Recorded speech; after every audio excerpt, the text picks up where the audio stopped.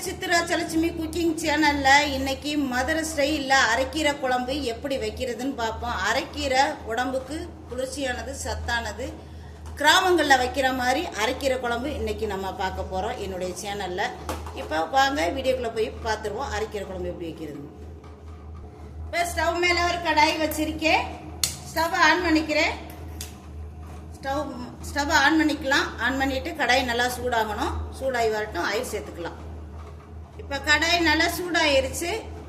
இந்த கரண்டியால் 1.5 கரண்டி ஆயில் சேர்த்துக்கிறேன். ஆயிலும் உங்களுக்கு தகுந்த மாதிரி சேர்த்துக்கோங்க. நான் கொஞ்சம் கூடுதலாக ஆயில் சேர்த்துக்கிறேன். எனக்கு ஆயில் சேர்த்துனா ரொம்ப பிடிக்கும். இப்போ கொஞ்சம் முதல்ல ஆயில் சேர்த்திட்டு ஆயில் நல்லா சூடாகட்டும்.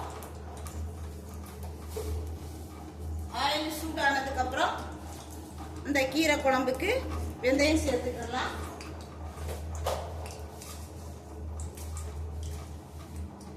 ஸ்டவ்வை சிம்மில் வச்சுட்டு கொஞ்சம் போல வெந்தயம்,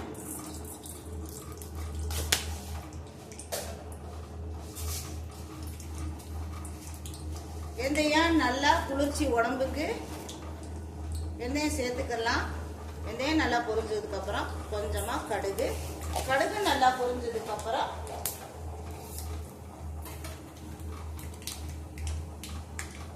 நல்லா பொரியட்டும். பொரியாம நம்ம எதையும் இந்த பொருளையும் சேர்க்கக்கூடாது. கடுகு நல்லா வெடிச்சிருச்சு பாருங்க. இது கூட 2 பல்லு தட்டி வச்ச 2 பல்லு பூண்டு ரவா சிம்ல வச்சுக்கலாம். 2 பல்லு பூண்டு சேர்த்துக்கலாம். இது கூட பொடியான இருக்குன்னா வெங்காயம், இது கூட நீல வாக்குனா இருக்குன்னா பச்சை மிளகாய், இது கூட கருவேப்பிலை, கழுவி வச்ச கருவேப்பிலை இலை இதையும் சேர்த்திட்டு நல்லா வதக்கி விட்டுறலாம். பொன்னிறமா நல்லா வெங்காயம் வதங்கி வரணும். ரவா சிம்மில் வச்சுக்கலாம். அந்த வெங்காயம் வதங்குறதுக்கு கொஞ்சம் போல உப்புத்தூள் சேர்த்துக்கிறேன்.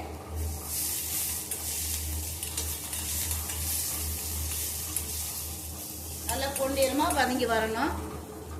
வெங்காயம் நல்லா பொன்னிறமா நல்லா வதங்கி வந்துருச்சு. இது கூட ஒரே ஒரு தக்காளி கட் பண்ண ஒரு தக்காளியையும் சேர்த்துக்கலாம்.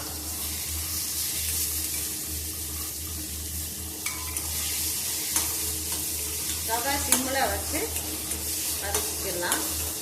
இந்த தக்காளியும் நல்லா வதங்கணும்.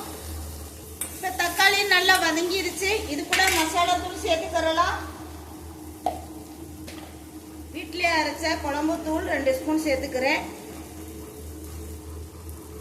வீட்டிலே அரைச்ச குழம்பு தூள். இது கூட தனியா காரத்தூள் ஒரு 1/4 ஸ்பூனு. இது கூட உப்புத்தூள் கொஞ்சமா. உப்புத்தூள் ஏற்கனவே வெங்காயம் வதங்குறதுக்கு உப்புத்தூள் சேர்த்தணும். இப்போ இந்த எண்ணெயோட அந்த ராஸ்மல் போகணும். இந்த மசாலாக்கெல்லாம் கலந்து நல்லா பிளண்ட் ஆகி வரணும்.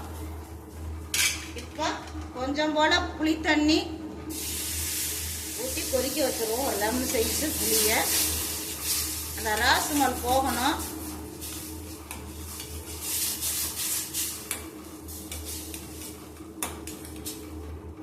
ஒரு நெல்லிக்காய் சைஸு புளியை கரைச்சி வச்சிருக்கேன். அந்த தண்ணியை கொஞ்சம் போல இப்போதைக்கு சேர்த்துக்கலாம்.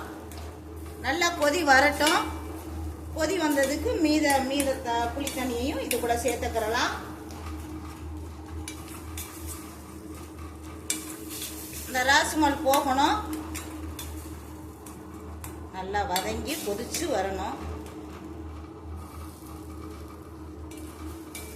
இப்ப அந்த கொதி வந்துருச்சு. இப்ப மீதம் இருக்கிற புளி தண்ணிகளை இது கூட சேர்த்துக்கலாம்.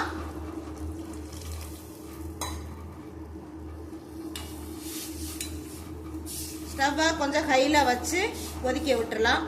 வேணும்னா தண்ணி சேர்த்துக்கலாம். இப்ப கொஞ்சம் போல தண்ணி சேர்த்துக்கிறேன்.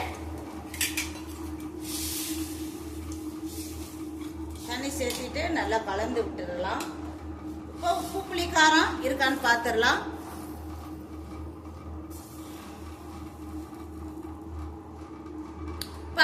செம்ம டக்கரா இருக்குங்க. உப்பு பத்தல, கொஞ்சம் உப்பு சேர்த்துக்கலாம். நல்லா கொஞ்சம் மீடியம் சைஸ்ல வச்சு கொஞ்சம் கொதி பிடிச்சு வரட்டும். மூடி போட்டு மூடி வச்சிடலாம். இப்ப குழம்பு நல்லா கொதி பிடிச்சு வந்துருச்சு. இப்ப கழுவி கட் பண்ண அரைக்கீரைகளை சேர்த்துக்கிறலாம்.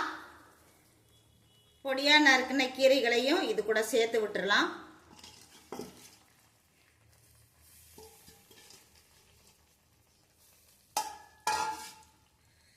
சேர்த்துட்டு ஒரு கலந்து விட்டுறலாம்.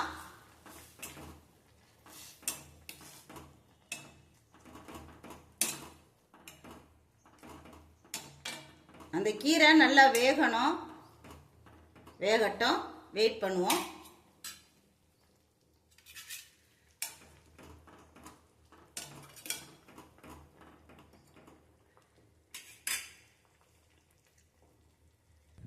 இப்போ மூடியை ஓப்பன் பண்ணி பார்த்துக்கலாம்.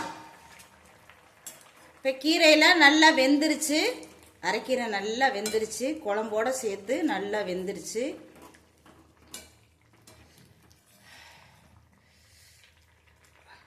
அருமையாக வெந்துருச்சுங்க குழம்பு. இப்போ புளிக்காரம் பார்த்துடலாம். ஏற்கனவே பார்த்துட்டேன், டேஸ்ட் பண்ணி பார்த்துலாம்.